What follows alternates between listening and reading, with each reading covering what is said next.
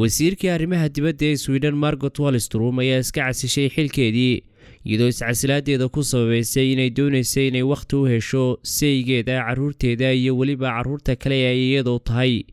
Margot Wallström ayaa waqti dheer ka tirsanayd xisbiga ugu weyn xisbiyada Sweden ee Social Democrats, waxaana sanadkii 1979 ay soo gashay golaha baarlamaanka ee Sweden.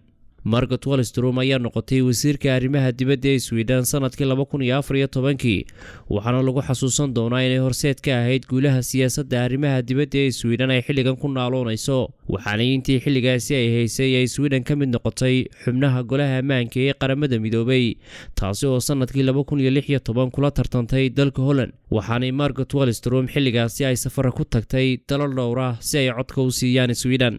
dhanka siyaasadda bariga dhexe waxay aaminsanayd sidii xal nabadgelyo loogu soo dabaali lahaa khilaafka ka dhex taagan muddada dheer Israa'iil iyo Falastiin ayna u noqon lahaayeen laba dal oo jaar ah.